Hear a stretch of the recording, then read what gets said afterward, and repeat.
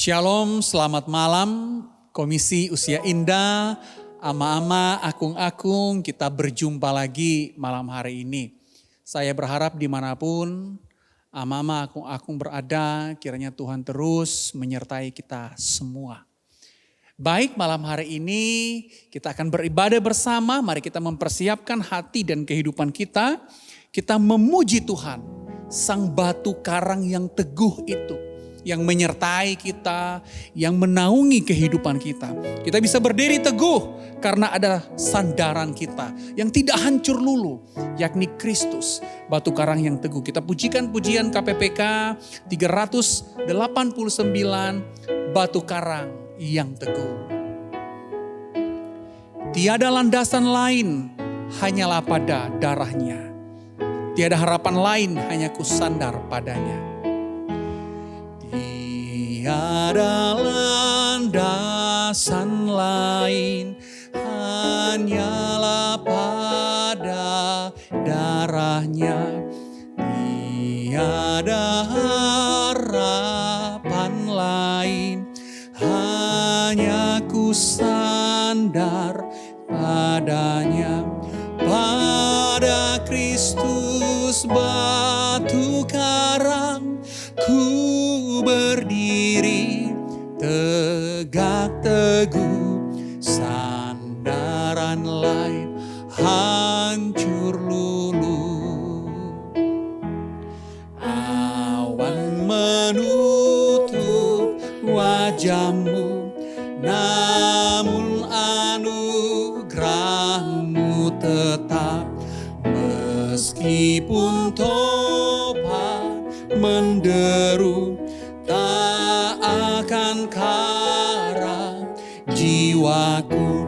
Pada Kristus batu karang ku berdiri tegak teguh, sandaran lain hancur luluh.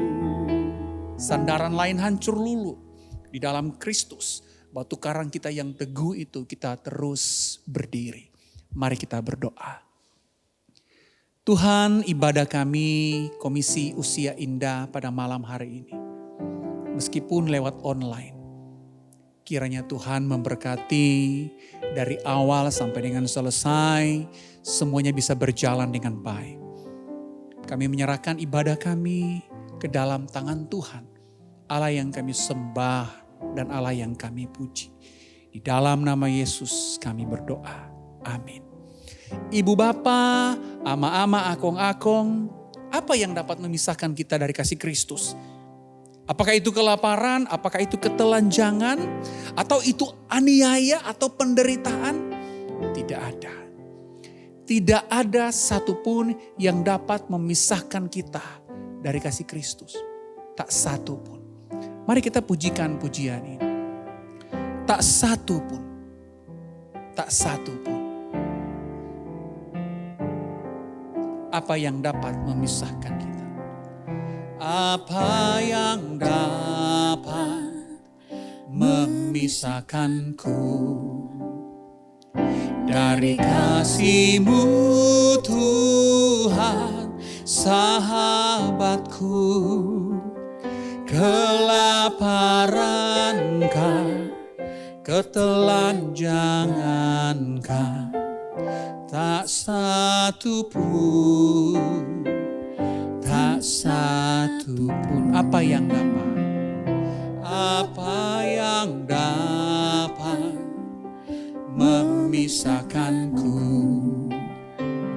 dari kasih-Mu Tuhan, sahabatku? Aniayakah, penderitaanKah, tak satu pun, tak satu pun. Tiada satu pun seperti Kau Yesus, Kau sahabat yang sejati. Kala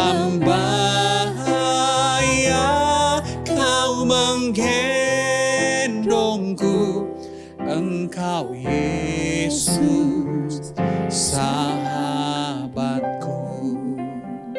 Puji Tuhan, hanya Tuhan sahabat kita. Tidak ada yang dapat memisahkan kita dari kasih Kristus yang besar itu. Ama-ama, akong-akong, saat ini kita akan mendengarkan firman Tuhan. Mari kita mempersiapkan kehidupan kita untuk mendengarkan firman Tuhan. Dalam persiapan, mari kita memuji Tuhan lewat pujian Ku Rindu Sabdamu. Ku rindu firman-Mu, firman Tuhan yang heran dan berkuasa itu. Mari kita pujikan pujian ini.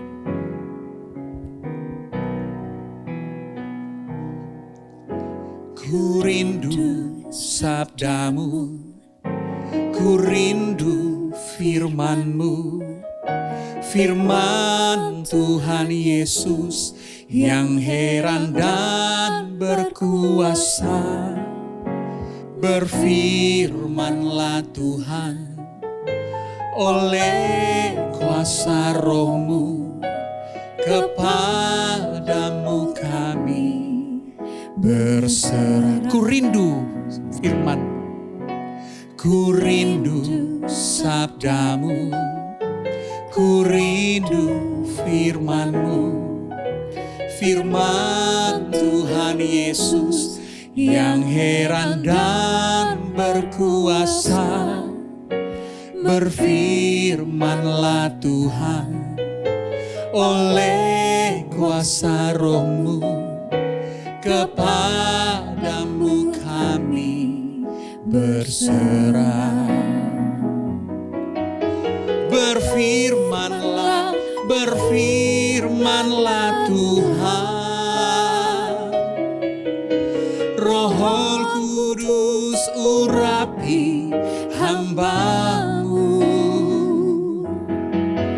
Berfirmanlah, berfirmanlah Tuhan, ku rindu menikmati sabda-Mu. Ama-ama, akung-akung, sebelum kita membaca dan merenungkan firman Tuhan, mari kita berdoa. Tuhan, kami akan merenungkan sabda-Mu. Tolonglah kami agar kami dapat mengerti dan menghidupi sabda firman Tuhan di dalam kehidupan kami. Hanya di dalam nama Yesus kami berdoa. Amin. Mari ama-ama, akung-akung, kita membuka Alkitab kita.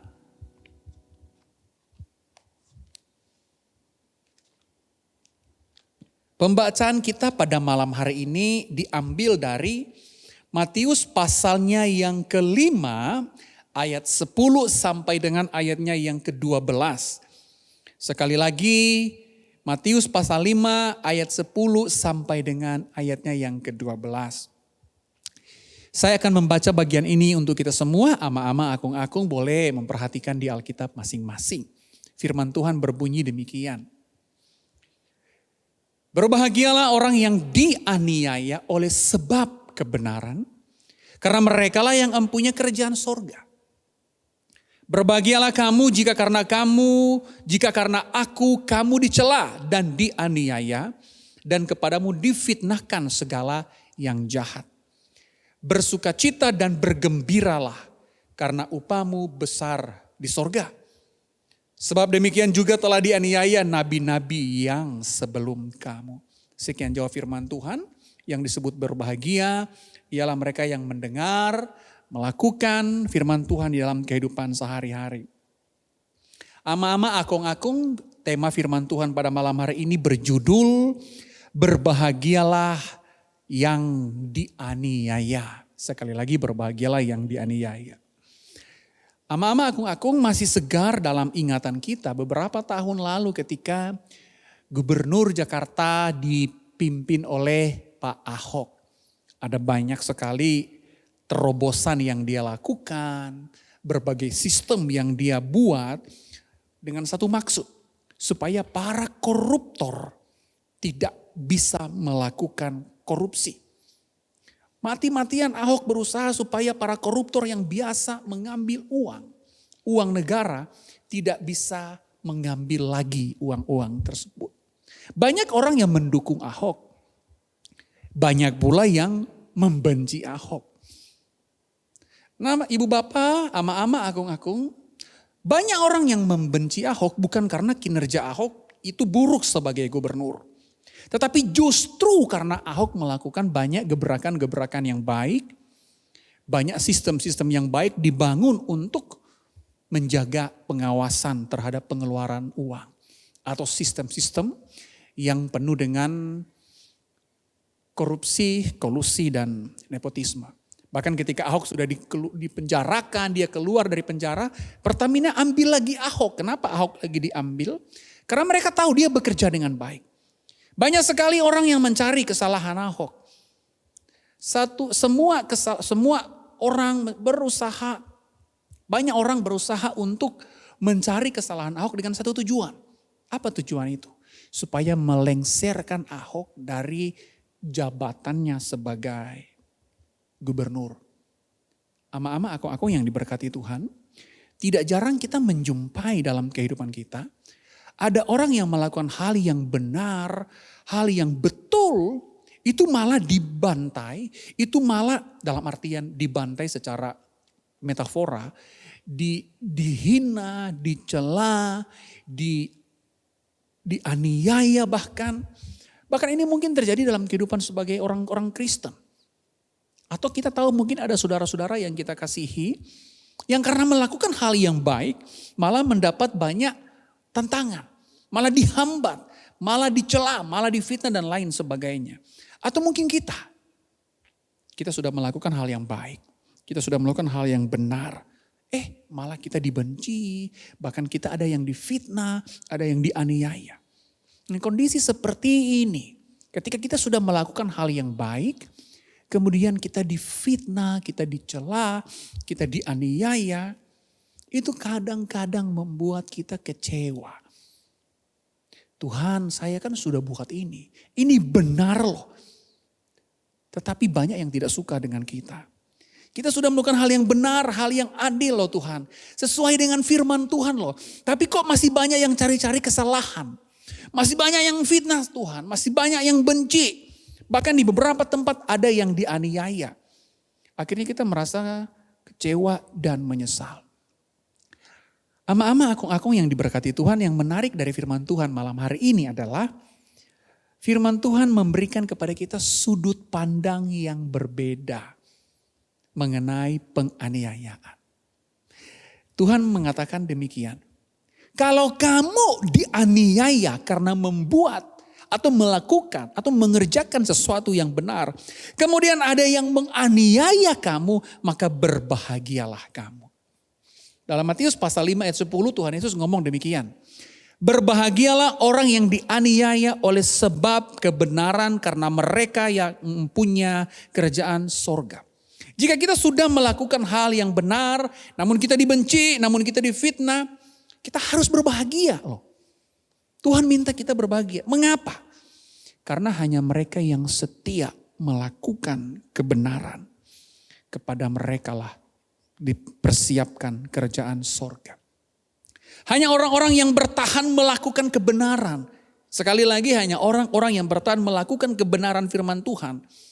Dan bahkan ketika mereka diolok, ketika mereka difitnah, ketika mereka dibenci oleh banyak orang, bahkan dianiaya, hanya mereka yang setia melakukan kebenaran. Kepada mereka lah pintu kerajaan sorga terbuka lebar.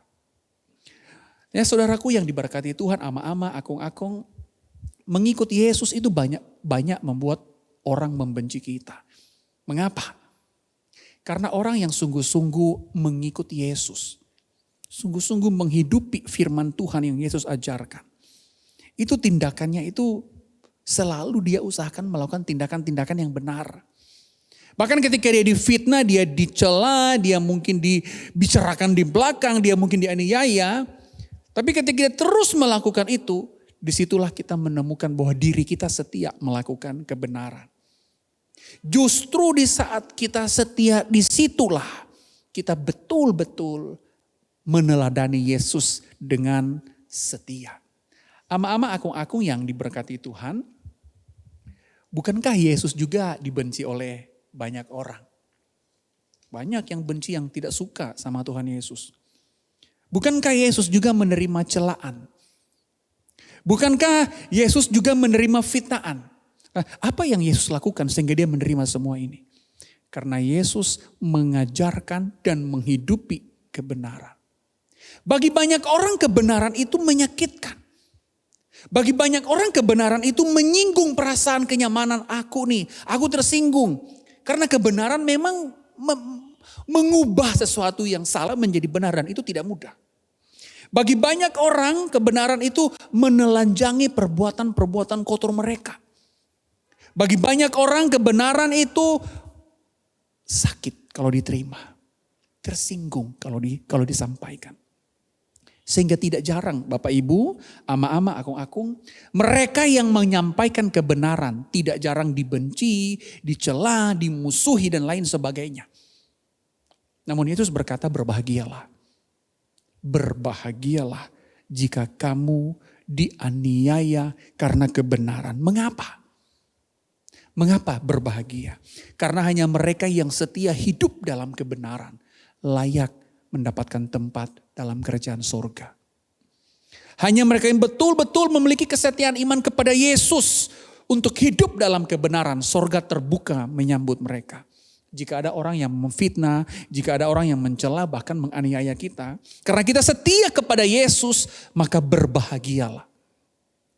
Bagi mereka yang setia hidup dalam kebenaran Yesus dan ikut Yesus, Tuhan Yesus berkata, bersukacitalah dan bergembiralah karena upahmu besar di sorga. Sorga adalah tempat mereka yang setia kepada Yesus. Sorga adalah tempat bagi mereka yang tidak mundur satu langkah pun untuk melakukan kebenaran. Bahkan ketika mereka diserang secara bertubi-tubi, banyak orang yang memfitnah mereka, menghantam mereka dengan berbagai ujaran kebencian. Tidak peduli, mereka tetap menyampaikan kebenaran. Ama-ama, akung-akung, saudaraku yang diberkati Tuhan, sorga bukanlah tempat orang Kristen yang pengecut. Sorga bukan tempat orang Kristen yang pengecut yang mengkhianati kebenaran. Ketika diperhadapkan dengan celaan, dengan fitnaan atau dengan aniaya. Sorga bukanlah tempat bagi orang Kristen yang mudah melepaskan kebenaran demi kenyamanan. Bagaimana dengan kita hari ini, ama-ama, aku yang diberkati Tuhan? Apakah kita sudah hidup atau menghidupi kebenaran?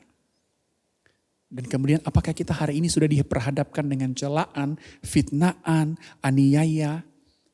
Apakah kita meninggalkan kebenaran karena kita difitnah? Apakah kita meninggalkan kebenaran karena kita dicela?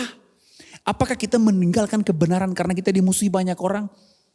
Jangan. Jangan. Ama-ama, akung-akung yang diberkati Tuhan.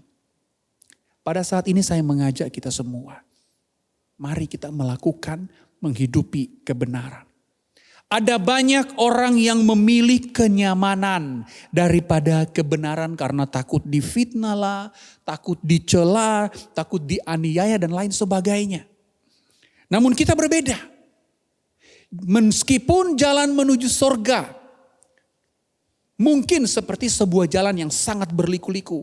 Atau jalan yang dipenuhi dengan kerikil-kerikil tajam. Atau seperti sebuah lautan yang bergelora dan sangat dahsyat. Namun kita tetap hidup di dalam jalan kebenaran. Kita tetap menghidupi kebenaran yang Yesus ajarkan. Tidak peduli apapun terjadi. Ama-ama, aku yang diberkati Tuhan, mengikuti Yesus itu tidak mudah. Tapi di waktu yang sama Tuhan Yesus berjanji tidak akan pernah meninggalkan kita. Meskipun hidup dalam kebenaran adalah hal yang tidak mudah, namun Allah Roh Kudus tidak akan pernah meninggalkan kita. Ia selalu beserta dengan kita. Sebab itu berbahagialah dan bersukacitalah jika kita dicela, jika kita difitnah, jika kita dianiaya. Karena kita melakukan kebenaran. Sebab upah kita besar di sorga. Amin. Mari kita berdoa. Tuhan, kami bersyukur kami sudah mendengarkan firman Tuhan. Biarlah Bapa firman ini menguatkan kami. Kami boleh hidup dalam kebenaran. Tidak satu langkah pun kami mundur. Kami bukan orang Kristen pengecut. Kami tidak peduli dengan fitnaan, dengan celaan, dengan berbagai kebencian kepada kami. Karena kami melakukan kebenaran, kami tidak peduli. Kami mau menghidupi kebenaran di dalam Engkau. Hanya kuatkan dan teguhkanlah hati kami. Di dalam nama Yesus kami berdoa. Amin. Ama-ama, akung-akung, sebelum kita berdoa syafaat, kemudian kita menutup serangkaian ibadah kita pada malam hari ini, mari kita memuji Tuhan lewat pujian KPPK 328, jiwaku tenanglah. Sewaktu hidupku tenang dan aman ataupun susah, di dalam Kristus kita mendapatkan ketenangan. Sewaktu hidupku tenang dan aman, ataupun susah menimpa, ku dimanapun Tuhan yang menuntun jiwaku, jiwaku tenanglah, jiwaku tenanglah, jiwaku tenanglah, tenanglah, jiwaku, jiwaku tenanglah. Walaupun iblis datang menyerangku, walaupun iblis datang menyerangku, imanku tetap dan teguh. Ada Tuhan yang menyelamatkanku, darahnya yang menebuskanku, jiwaku tenanglah, jiwaku tenanglah, jiwaku, jiwaku tenanglah.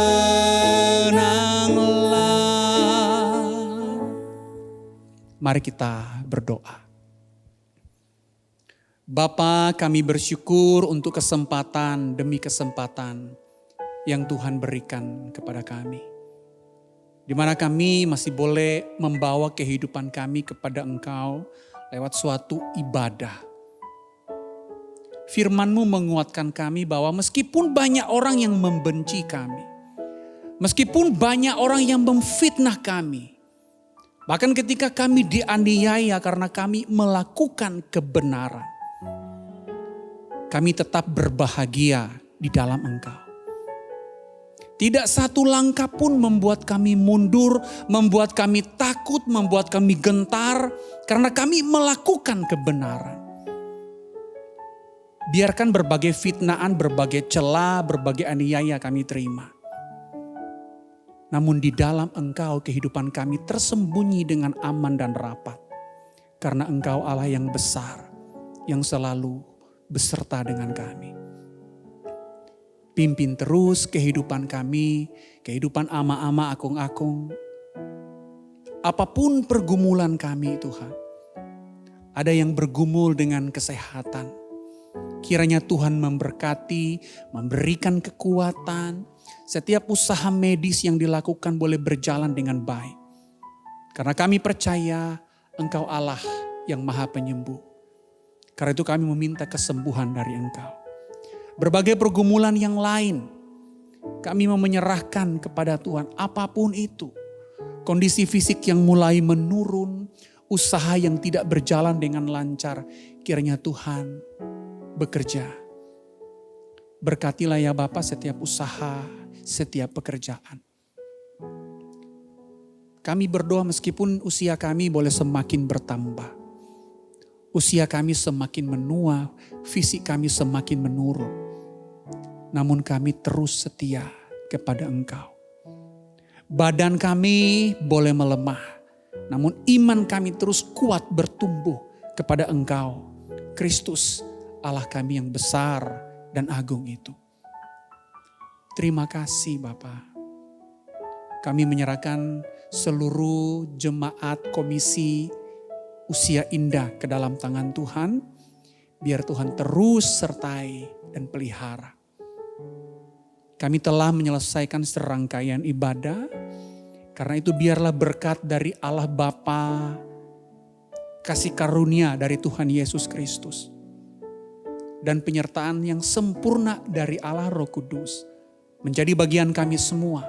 Dimanapun kami berada, Tuhan terus menyertai kami. Di dalam nama Tuhan Yesus kami berdoa. Amin. Baik, ama-ama, akung-akung, ibadah kita selesai. Silakan melanjutkan aktivitas. Kiranya Tuhan memberkati kita. Sampai berjumpa minggu depan dalam ibadah Komisi Usia Indah. Tuhan memberkati.